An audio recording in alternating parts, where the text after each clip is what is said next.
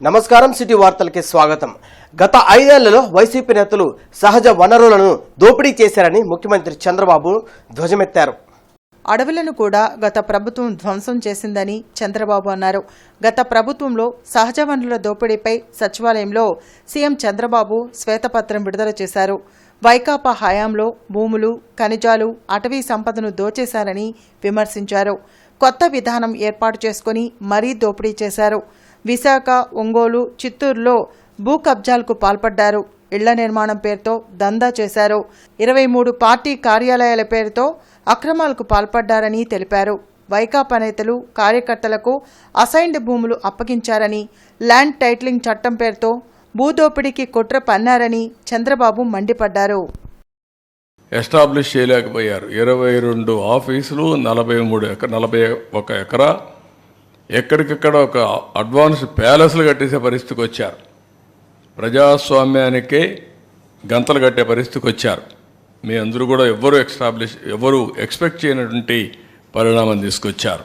అనర్హులకి, వీళ్ళ కార్యకర్తలకి, వీళ్ళ ఎమ్మెల్యేలు, వీళ్ళ బినామీలకి ఇష్టానుసారంగా అసైన్మెంట్ ఆఫ్ ల్యాండ్స్ అన్ని ఇన్ఎలిజిబుల్ పర్సన్స్కి ఇచ్చారు.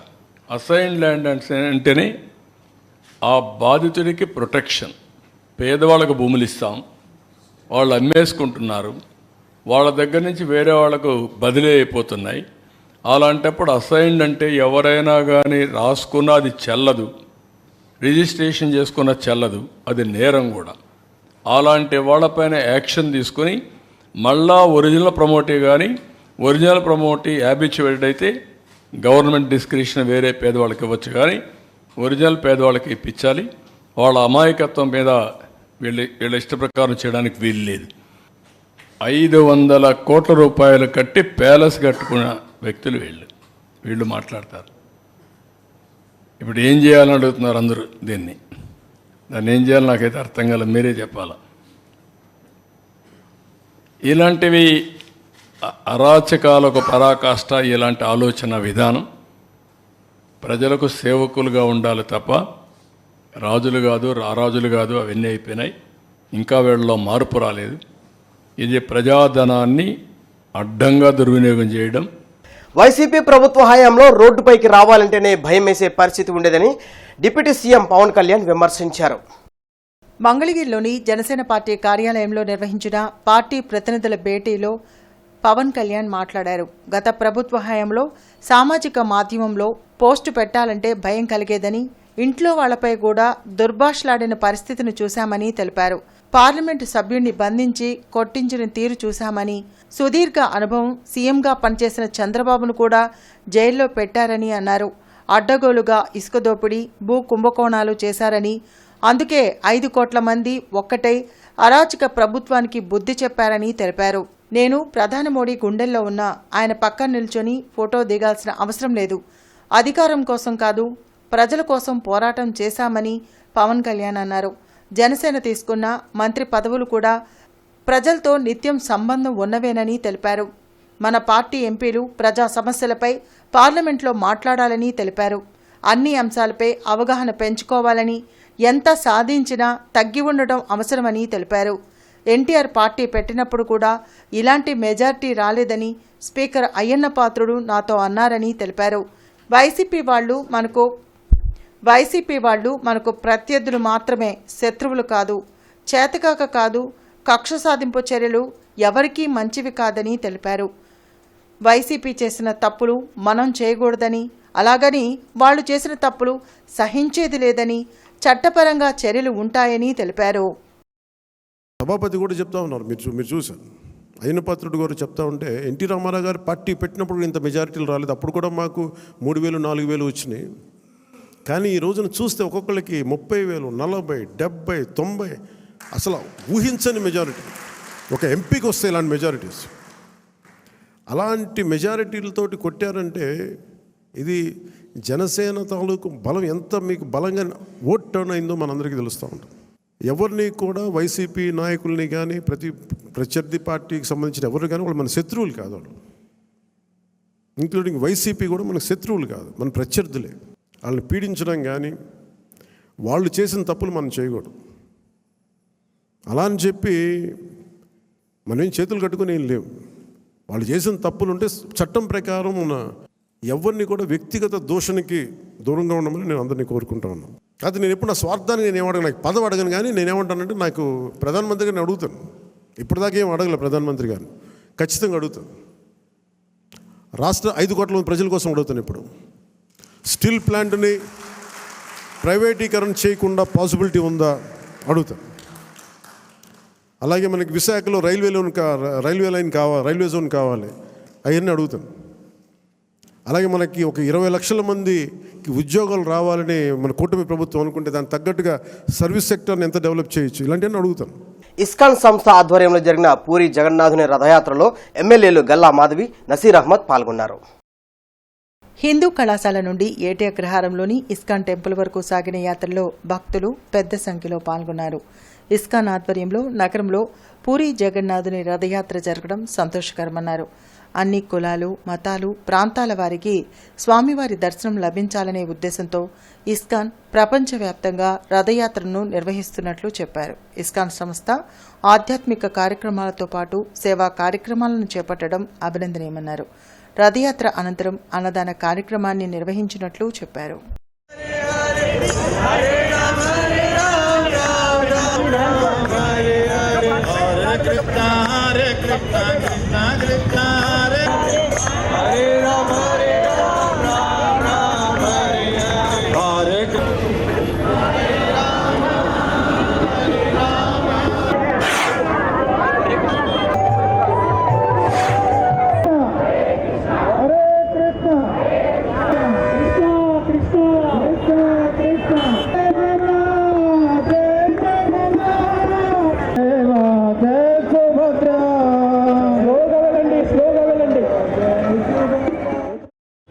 పూరి జగన్నాథుని ఉత్సవాలు ప్రపంచవ్యాప్తంగా ఘనంగా జరుపుకోవాలని ఒక మంచి ఆలోచనతో ఈరోజు ఇస్కాన్ టెంపుల్ వాళ్ళు 100 దేశాల్లో జరుపుతున్నటువంటి ఈ రథయాత్ర విజయవంతంగా కొనసాగాలని, దీనిలో భక్తజనులందరూ కూడా పెద్ద ఎత్తున పాల్గొని, ఎందుకంటే ఎప్పుడు రానటువంటి అవకాశం ఈరోజు ఇస్కాన్ టెంపుల్ వాళ్ళు దీన్ని ఇనిషియేట్ చేస్తూ పెద్ద ఎత్తున దేశవ్యాప్తంగా అలాగే ప్రపంచ దేశాల్లో నిర్వహించడం అనేది చాలా గొప్ప విషయం.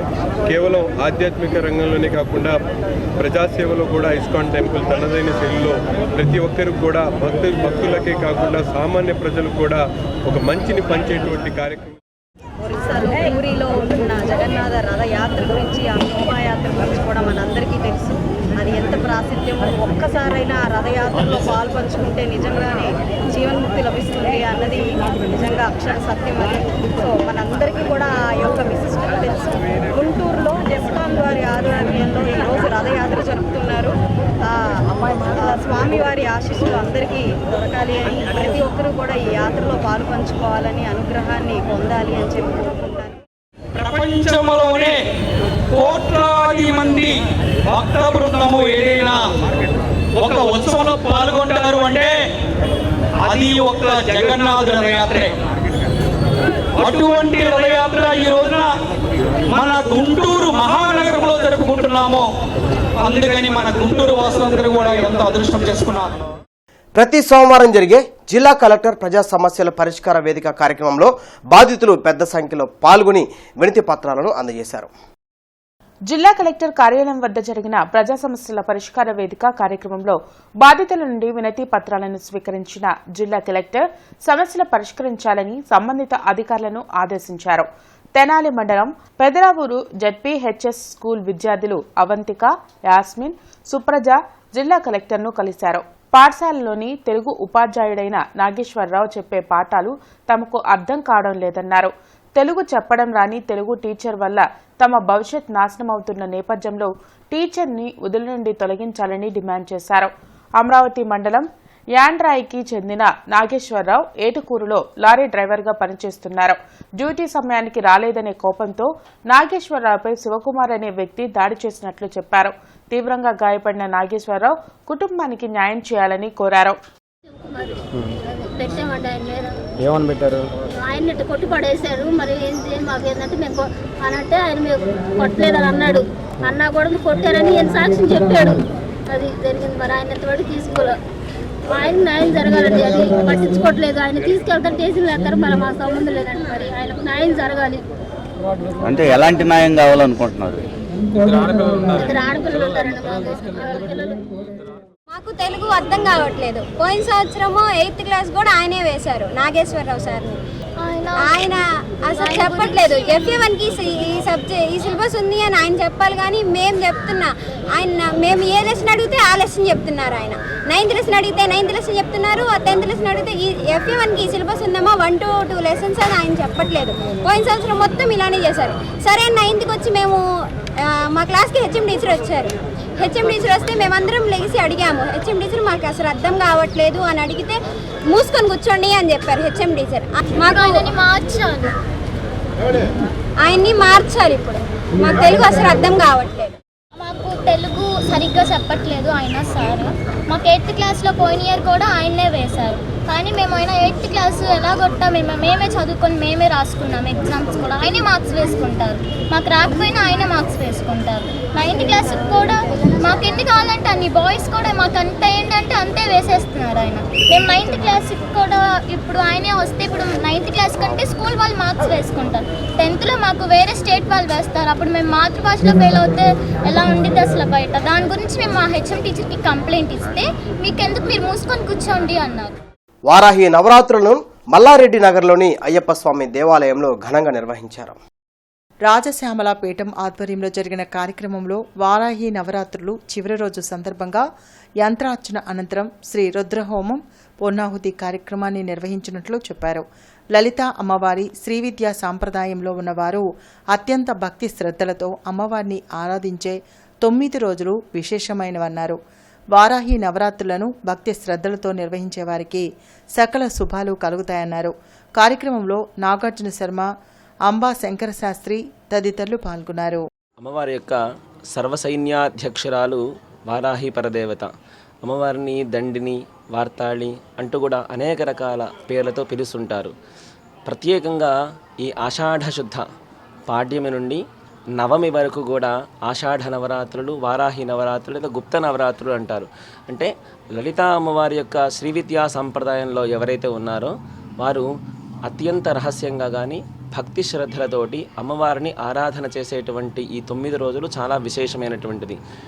ఈ విశేషమైనటువంటి ఈ వారాహి నవరాత్రులను ఎవరైతే గనక భక్తి శ్రద్ధలతోటి అమ్మవారిని ప్రార్థన, పూజ ఇత్యాది హోమక్రతువులు ఏవైతే చేస్తారో వారికి సకల శుభాలు కూడా కలుగుతాయి. ప్రధానంగా వారాహి అమ్మవారు లలితామ్మవారి సర్వసైన్యాధ్యక్షురాలైతే ప్రధానంగా మనుష్యులని ఏ విధంగా అనుగ్రహిస్తుందంటే అమ్మవారికి భూమి సంబంధించినటువంటి దేవత. అంటే వ్యవసాయ క్షేత్రాభివృద్ధి ఇంకా సర్వతోముఖంగా అనేక రకాల ఇబ్బందుల నుంచి కూడా తొలగజేస్తుంది. ఎస్పీ కార్యాలయంలో ప్రతి సోమవారం జరిగే ప్రజా సమస్యల పరిష్కార వేదిక కార్యక్రమంలో బాధితులు పెద్ద సంఖ్యలో పాల్గొని వినతి పత్రాలను అందజేశారు. బాధితుల నుండి ఫిర్యాదులను స్వీకరించిన ఎస్పీ సమస్యలను పరిష్కరించాలని సంబంధిత అధికారులను ఆదేశించారు. ముత్యాలరెడ్డి నగర్కు చెందిన ఎస్కేవల్లి స్థలాన్ని తన కుమార్తె బాజీ అక్రమ రిజిస్ట్రేషన్ చేయించుకుని మోసం చేసినట్లు ఎస్పీకి ఫిర్యాదు చేశారు. తన కుమార్తెపై చర్యలు తీసుకుని న్యాయం చేయాలని కోరారు. నల్లచెరువులోని మార్కెట్ బాబు పుట్టినరోజు సందర్భంగా జరుపుకున్న వేడుకల్లో బాణాసంచా కాలుస్తుండగా రోడ్డున వెళ్తున్న మస్తాన్ షరీఫ్ అనే 10 ఏళ్ల బాబుకు తీవ్రంగా గాయాలయ్యాయి. కారకులపై చర్యలు తీసుకుని హాస్పిటల్లో చికిత్స పొందుతున్న బాబుకు న్యాయం చేయాలని కుటుంబ సభ్యులు డిమాండ్ చేశారు. ఒక ఆవిడతో వివాహం జరిగింది. వాళ్ళిద్దరికీ 2 బిడ్డలు కలిగారు. ఆ తర్వాత విడిపోయారు. ఈ మధ్యకాలంలో కుమార్తె నాన్న నిన్ను బాగా చూసుకుంటానని చెప్పి ఈయన ఇంటిలోకి వచ్చి ఈయన పొజిషన్ సర్టిఫికేట్ని తీసుకెళ్ళిపోయి ఇదే పేరు గల వ్యక్తి చేత ఒక ఫేక్ రిజిస్టర్డ్ గిఫ్ట్ డీడ్ చేయించుకొని అదే ఆస్తిని IIFL అనే ఫైనాన్స్ కంపెనీలో లోన్ తీసుకుంది. ఆ లోన్కి EMI కట్టబోయేపాటికి ఆ ఫైనాన్స్ వాళ్ళు వచ్చి ఈయన ఇల్లు ఖాళీ చేయమంటున్నారు. ఈయన సంతకం కానీ ఈయన ఏలు ముద్ర కానీ ఈయన ఫోటో కానీ ఎక్కడా కూడా లేవు ఆమెకి ఇచ్చినట్లుగా. కానీ ఒక ఫేక్ గిఫ్ట్ డీడ్ మాత్రం సృష్టించారు వాళ్ళు. ఇతను ఒక రిక్షా కార్మికుడు, ఇతనికి ఏమీ తెలీదు. ఇతన్ని చూసుకోవాల్సిన బిడ్డే ఈ రకంగా ఇతన్ని మోసం చేసింది. ఎట్లయినా పోలీసు వారు న్యాయం చేయాలని చెప్పి ఇక్కడికి వచ్చి ఆయన చేత కంప్లైంట్ ఇప్పించడం. ఆ పెద్ద బాబులు కాల్చేటప్పటికి అది ఫెయిల్డ్ అయ్యి మా పిల్లలు కాలింది. మా అబ్బాయి 3 కాలింది. పెద్ద అబ్బాయి, ఒక అబ్బాయి, చిన్న అబ్బాయి, ఇంకా మా అబ్బాయికి బాగా కాలింది. మాకు కూడా ఇన్ఫార్మ్ చేయకుండా వాళ్ళు జీజీఎస్ హాస్పిటల్కి తీసుకెళ్ళిన తర్వాత వాళ్ళు మా పిల్లోడికి నమ్మకం చెప్పలేము, సంతకాలు చేయండి అని చెప్తే వాళ్ళు ఏం చేశారంటే వికాస్ హాస్పిటల్ మాకు తెలిసిన వాళ్ళు ఉన్నారని వాళ్ళు తెచ్చి అడ్మిట్ చేశారు. తెచ్చినాక మాకు ఫోన్ చేశారు, ఇట్లా మీ అబ్బాయికి ఇట్లా జరిగింది, తొందర రండి అంటే మేము వెళ్ళాం. అక్కడికి వెళ్ళినాక వాళ్ళు ఏమన్నారంటే మార్కెట్ బాబును రహీం అనే అతను ఇద్దరు అన్నారు. రహీం అనే అతని ఆయనది 14వ లైన్, వాళ్ళిద్దరు ఫ్రెండ్స్, వాళ్ళిద్దరిది ఒకటే మాట. వాళ్ళిద్దరు అన్నారు మీ అబ్బాయి బాధ్యత మాది, మీ అబ్బాయికి ట్రీట్మెంట్ మొత్తం మేము చేపిస్తామని చెప్పి అక్కడ అడ్మిట్ చేశారు. తర్వాత 3 రోజులు చేపించి సగం ఫీజు కట్టి సగం ఫీజు ఆపేశారు. వాళ్ళు ఆపినాక ఏంది ఇట్లా చేస్తున్నారు ఏదంటే లాలాపేటకి కేసు పెట్టాము. సీఏ గారు పిలిపించి సీఏ గారు అన్నారు కాలిన్ బాబుకి అయితే కాలిన్ బాబుకి మీదే ట్రీట్మెంట్ బాధ్యత, ఒకవేళ యాక్సిడెంట్ అయితే ఏదైనా చెప్పాలనుకుంటే మేము చెప్తాంలే కానీ సెటిల్మెంట్ చేస్తాం, కానీ కాలిన్ బాబు మేము చెప్పలేము. ఏ హాస్పిటల్లో చూపించినా కూడా మీదే బాధ్యత, మీరే చూపించాలంటే సరే చూపిస్తామని అక్కడ ఒప్పుకొని వచ్చారు. హాస్పిటల్కి ఒకళ్ళ మీద ఒకళ్ళు చెప్పుకుంటున్నారు, రాలేదు. జిల్లా కలెక్టర్ ఎస్ నాగలక్ష్మి అధ్యక్షతన జిల్లా స్థాయి ఇసుక సమావేశం జరిగింది. ఈ సందర్భంగా ఆమె అజెండా అంశాలపై మాట్లాడుతూ నిబంధనలకు విరుద్ధంగా ఇసుక సరఫరా, నిల్వ, ఎక్కువ ధరకు విక్రయించకుండా సంబంధిత అధికారులు నిరంతరం తనిఖీలు నిర్వహించాలని తెలిపారు. ఇసుక సరఫరాపై వచ్చిన ఫిర్యాదులపై ప్రత్యేక దృష్టి పెట్టి పరిష్కరించాలని అన్నారు. ప్రభుత్వ పాఠశాలలు, కళాశాలల్లో ఉన్న ఖాళీలను భర్తీ చేయాలని private teachers and lecturers federation కార్యవర్గ సభ్యులు డిమాండ్ చేశారు. జిల్లా కలెక్టర్ కార్యాలయం వద్ద ఆందోళన చేపట్టిన ఫెడరేషన్ నాయకులు జిల్లా కలెక్టర్కు వినతి పత్రం అందజేశారు. పీజీటీ, టీజీటీ పోస్టులను ప్రభుత్వ పాఠశాలల్లో, కళాశాలలో కాంట్రాక్ట్ లేదా అవుట్సోర్సింగ్ విద్యా వాలంటీర్ల ద్వారా భర్తీ చేయాలన్నారు. కాంట్రాక్ట్, అవుట్సోర్సింగ్ విద్యా వాలంటీర్లకు కనీస వేతనం ఇవ్వాలని డిమాండ్ చేశారు. కంప్యూటర్, నాన్ టీచింగ్ పోస్టులను అర్హత కలిగిన ఉపాధ్యాయులచే భర్తీ చేయాలన్నారు. కార్యక్రమంలో జిల్లా సెక్రటరీ వెంకటేశ్వరరావు, లక్ష్మణరావు, శరత్ బాబు, డిఎన్ మూర్తి, జరీనా, శశికళ తదితరులు పాల్గొన్నారు. ఈఓ గారు ఇచ్చినటువంటి సజెషన్ ఏంటంటే గత 5 సంవత్సరాల నుంచి కూడాను ఎటువంటి విద్యా వాలంటరీ పోస్టులు లేవు, ఎటువంటి కాంట్రాక్ట్ పోస్టులు లేవు, ఓన్లీ గెస్ట్ లెక్చర్సే ఉన్నారు, కాబట్టి అవకాశం లేదని చెప్తున్నారు. కాబట్టి మేము అడిగేది ఏంటంటే కలెక్టర్ గారు కానీ లేకపోతే ప్రభుత్వం ఉన్నటువంటి పెద్దలు కానీ విద్యాశాఖ మంత్రి గారు కానీ ఈ అవకాశాన్ని దాదాపు మేము 5-10 సంవత్సరాల నుంచి ఎటువంటి ఉపాధి లేకుండా నిరుద్యోగ ఉపాధ్యాయులు బ్రతుకుతున్నాం. ఈరోజు కూడాను కరోనా కాలం నుంచి ఇప్పటి వరకు ఉపాధ్యాయులని పేరే కానీ అన్ని అర్హతలు ఉన్నా కానీ ఎటువంటి జీవనోపాధి పొందలేకపోతున్నాం. దయచేసి విద్యాశాఖ మంత్రి వారు కానివ్వండి, పెద్దలు కానివ్వండి, మాకు జీవనోపాధి కల్పించే విధంగా ఒక అవకాశాన్ని కల్పించమని కోరుచున్నాం మీడియా ద్వారా. సిపిఐ జనరల్ బాడీ సమావేశాన్ని జయప్రదం చేయాలని సిపిఐ జిల్లా కార్యదర్శి జంగాల అజయ్ కుమార్ పిలుపునిచ్చారు. ప్రజా సంఘాల ముఖ్య కార్యకర్తల విస్తృత స్థాయి జిల్లా జనరల్ బాడీ సమావేశం జరిగింది. ఈ సమావేశాలకు సిపిఐ రాష్ట్ర కార్యదర్శి కె రామకృష్ణ, సహాయ కార్యదర్శి ముప్పాల నాగేశ్వరరావు, జాతీయ కార్యవర్గ సభ్యురాలు అక్కినేని వనజ పాల్గొంటారని, ఈ సమావేశంలో ముఖ్యంగా అంతర్జాతీయ, జాతీయ, రాష్ట్ర రాజకీయ పరిస్థితులను సిపిఐ వైఖరిని వెల్లడిస్తారని అన్నారు. కావున సభ్యులందరూ హాజరై జయప్రదం చేయాలని కోరారు. సమావేశంలో సిపిఐ నగర కార్యదర్శి కోట మాల్యాద్రి తదితరులు పాల్గొన్నారు. జిల్లా కార్యవర్గ సమావేశం 17వ తేదీన 18వ తేదీన గుంటూరు జిల్లాలో ఉన్నటువంటి సిపిఐ కార్యకర్తలు, నాయకులు, ప్రజా సంఘాల నాయకులు, కార్యకర్తల విస్తృత స్థాయి సమావేశం సిపిఐ కార్యాలయం మల్లయ్యలింగం భవన్ గుంటూరులో విఎస్కే హాల్లో జరుగుతుంది. ఈ సమావేశాలకి సిపిఐ రాష్ట్ర కార్యదర్శి రామకృష్ణ గారు, సహాయ కార్యదర్శి ముప్పాళ్ళ నాగేశ్వరరావు గారు, అలాగే సిపిఐ కేంద్ర కార్యవర్గ సభ్యురాలు కామ్రేడ్ అక్కినేని వనజ గారు హాజరవుతా ఉన్నారు. ఈ సమావేశాలు గుంటూరు ఛానల్ పొడిగింపుకు రాష్ట్ర ప్రభుత్వం నిధులను విడుదల చేసి వెంటనే పనులను చేపట్టాలని కౌలు రైతు సంఘం నాయకులు డిమాండ్ చేశారు.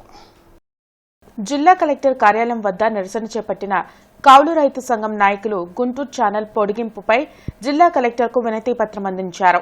గుంటూరు నుండి పరుచూరు వరకు గుంటూరు ఛానల్ పొడిగించడం వల్ల 50 ఎకరాలకు సాగునీటితో పాటు 50 గ్రామాలకు త్రాగునీరు అందే అవకాశం ఉంటుందన్నారు.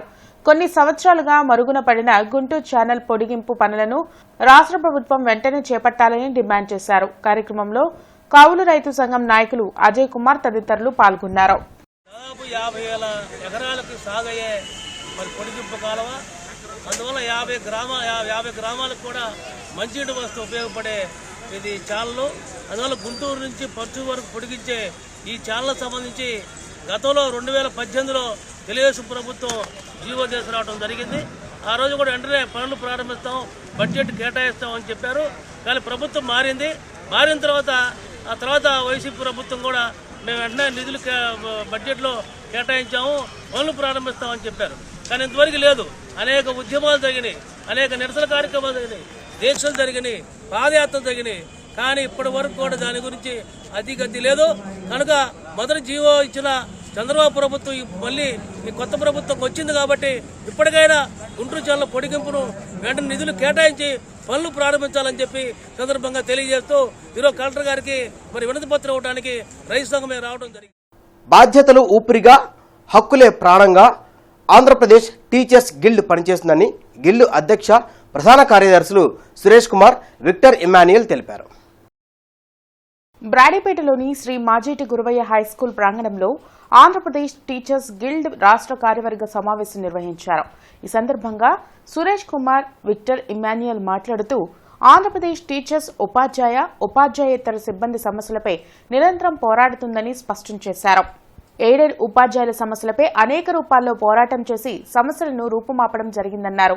ప్రతి నెల ఎయిడెడ్ పాఠశాల ఉపాధ్యాయులకు సైతం 1వ తేదీ జీతాలు వచ్చేలా కృషి చేశామన్నారు. అనంతరం ఆంధ్రప్రదేశ్ టీచర్స్ గిల్డ్ నూతన కార్యవర్గాన్ని ప్రకటించారు. నూతన కార్యవర్గం చేత ప్రమాణ స్వీకారం చేయించారు.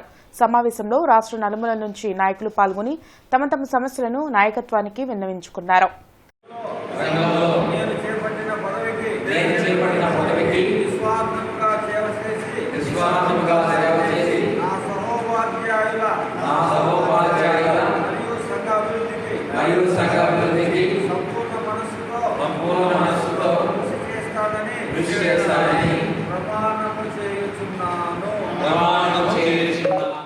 నగరపాలక సంస్థ కౌన్సిల్ హాల్లో నిర్వహించిన ప్రజా ఫిర్యాదుల పరిష్కార వేదికకు అందించిన ఫిర్యాదులు, అర్జీలు పరిష్కారంపై విభాగాల వారీగా కమిషనర్ కీర్తి చేకూరి సమీక్షించారు. ఈ సందర్భంగా కమిషనర్ కీర్తి మాట్లాడుతూ నగరంలో పారిశుద్ధ్యంపై పలు ఫిర్యాదులు అందుతున్నాయని, ప్రజారోగ్య పరిరక్షణలో నిర్లక్ష్యంగా ఉండేవారిపై కఠిన చర్యలు తీసుకుంటామని స్పష్టం చేశారు. నగరంలో ఆకస్మిక తనిఖీలు చేస్తామని అన్నారు. ఈ నెల 17వ తేదీ తమిళనాడు రాష్ట్రం తిరునల్వేలిలో ప్రసిద్ధిగాంచిన మణిజ్యోతి ఆశ్రమంలో నేషనల్ ఇంటిగ్రిటీ డే సందర్భంగా జరగనున్న 55వ కల్కి జయంతి మహోత్సవం మరియు ఆల్ రిలీజియన్ కాన్ఫరెన్స్ కు కేకే తరంగిణి ఈవెంట్స్ పేరిట మిమిక్రీతో వినోదాన్ని పంచబోతున్నారు. మణిజ్యోతి ఆశ్రమ ప్రధాన నిర్వాహకులు కాసుల కృష్ణంరాజును మిమిక్రీ రంగంలో తన సత్తా చాటినందుకు ప్రశంసలతో పాటు ఘనంగా సత్కరించనున్నారు. ఈ కార్యక్రమానికి దేశం నలుమూలల నుంచి ప్రజాప్రతినిధులు, ప్రముఖులు, పండితులు పాల్గొనున్నారు. నగరంలో జరుగుతున్న అభివృద్ధి పనులు, పారిశుద్ధ్యం, పట్టణ ప్రణాళిక విభాగం నుంచి ఇవ్వాల్సిన అనుమతులు విభాగాల వారీగా పెండింగ్ ఫైల్స్ పై కమిషనర్ కీర్తి చేకూరి అత్యవసర సమీక్షా సమావేశం నిర్వహించారు. ఈ సందర్భంగా కమిషనర్ మాట్లాడుతూ ప్రభుత్వ అధికారులు ప్రజలకు జవాబుదారీగా ఉండాలని, కమిషనర్ వ్యక్తిగత సెలవులో ఉన్నప్పుడు ఆయా విభాగాధిపతులు తమ విభాగ పనితీరు పర్యవేక్షణ చేయకుండా నిర్లక్ష్యంగా వ్యవహరించడం సరికాదని జీఎంసీ విభాగాధిపతులపై అసహనం వ్యక్తం చేశారు. ఎర్రజెండా నీడన నా అనుభవాలు పుస్తక ఆవిష్కరణ సభ సిపిఎం కార్యాలయంలో జరిగింది. ఏవి వర్మ రచించిన పుస్తకాన్ని అరండల్పేట సిపిఎం కార్యాలయంలో సిపిఎం రాష్ట్ర కార్యదర్శి శ్రీనివాసరావు, ఎమ్మెల్సీ కెఎస్ లక్ష్మణరావు ఆవిష్కరించారు. కమ్యూనిస్టుగా ఏవి వర్మ అనుభవాలను పుస్తకంలో వివరించినట్లు చెప్పారు. కమ్యూనిస్టులు అంటే ఓట్లు, సీట్లతో పని లేకుండా ప్రజా సమస్యలపై పోరాటం చేయడమే కర్తవ్యంగా పనిచేస్తారన్నారు. ఆయన స్ఫూర్తితో ప్రజా సమస్యల పరిష్కారం కోసం కమ్యూనిస్టులు పనిచేయాలని కోరారు. కార్యక్రమంలో సిపిఎం జిల్లా కార్యదర్శి పాసం రామారావు, ప్రొఫెసర్ వేణుగోపాలరావు, కాళిదాసు తదితరులు పాల్గొన్నారు. ఎర్ర జెండా నీడన అనే పుస్తకాన్ని సిపిఎం రాష్ట్ర కార్యదర్శి శ్రీ వి శ్రీనివాసరావు ఆవిష్కరించారు. ఈ పుస్తకంలో ఏవి వర్మ గారు తన జీవిత అనుభవాలు, తాను కమ్యూనిస్టుగా మారిన తీరు, కమ్యూనిస్టుగా తాను చేసినటువంటి కార్యక్రమాలు మొదలైనవి వివరించడం జరిగింది. ఎంతో స్ఫూర్తిదాయకమైనటువంటి పుస్తకం. కమ్యూనిస్టులను ఓట్ల రూపంలో, సీట్ల రూపంలో కాకుండా ఉద్యమాల్లో వాళ్ళ ప్రభావం, ప్రజా జీవితం మీద వాళ్ళ ప్రభావం ఎంతో ఉంటుందనేది మనందరికీ తెలిసిన విషయమే. ఆ రూపంలో చూసినప్పుడు ఏవి వర్మ గారు ఈ పుస్తకాన్ని భావితరాలకి ఆదర్శంగా ఉండేటట్టు అనేక గుణపాఠాలు నేర్చుకునే విధంగా ఈ పుస్తకాన్ని రాశారు. మనందరం కూడా వీరిని ఆదర్శంగా తీసుకుని మరి సమాజం యొక్క ఉన్నతి కోసం, సమాజం యొక్క మెరుగుదల కోసం కృషి చేయాలని చెప్పేసి కోరుతున్నాం. విజ్ఞాన మందిరంలో జరిగిన ఏ శ్యామ్ మస్తానీ హిందీ మ్యూజికల్ నైట్ కార్యక్రమానికి అపూర్వ స్పందన లభించింది. ఠాగూర్ మెమోరియల్ థియేటర్ ట్రస్ట్ ఆధ్వర్యంలో జరిగిన ఏషాం మస్తానీ కార్యక్రమంలో ప్రేక్షకులు పెద్ద సంఖ్యలో పాల్గొన్నారు. కార్యక్రమంలో గీతాంజలి ఆర్కెస్ట్రా కళాకారులతో హిందీ పాటలను పాడి వినిపించారు. ఏషాం మస్తానీ 15 వసంతాలను పూర్తి చేసుకున్న సందర్భంగా నిర్వహించిన కార్యక్రమంలో ప్రముఖ గాయకులు శ్రీలలిత పాల్గొని పాడిన హిందీ పాటలు ప్రేక్షకులను అలరించాయి. కార్యక్రమంలో మాజీ MLA Kilari Venkatarosaiah, Pooja, mimicry Shiva, trust secretary Ramachandraraju తదితరులు పాల్గొన్నారు.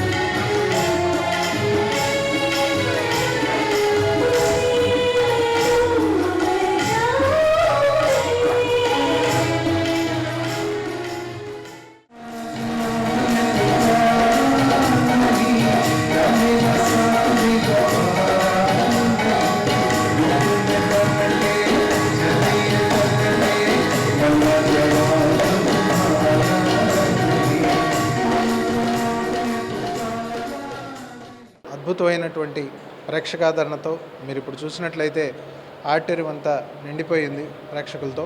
ఇంత అద్భుతమైనటువంటి కార్యక్రమాన్ని మాకు అందించినటువంటి ఠాగూర్ మెమోరియల్ థియేటర్ ట్రస్ట్కి, అలాగే గుంటూరు నగర ప్రేక్షకులందరికీ కూడా పేరు పేరున మా హృదయపూర్వక ధన్యవాదాలు. మా గీతాంజలి టీం అందరి తరఫు నుంచి కూడా హృదయపూర్వక ధన్యవాదాలు తెలియజేసుకుంటున్నాం. 15 సంవత్సరాల కిందట వచ్చిన ఐడియా ఏషాం మస్తానీ చేయాలని.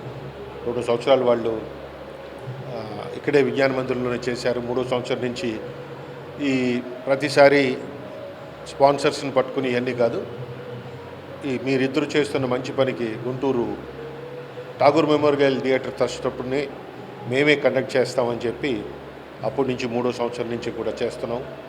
ఇప్పటికి 15 సంవత్సరాలు కంప్లీట్ చేసుకుంది. ఇంకా మరిన్ని సంవత్సరాలు ఈ గుంటూరు నగర ప్రజలకి ప్రతి సంవత్సరం ఎదురు చూస్తారు ఈ హిందీ పాటల కోసం. ఈ కార్యక్రమం ఇలాగే దిగ్విజయంగా జరగాలని వీరిద్దరికీ కూడా శుభాభివందనలు తెలియజేస్తున్నాను. ఈ వార్తలందరితో సమాప్తం. నమస్కారం.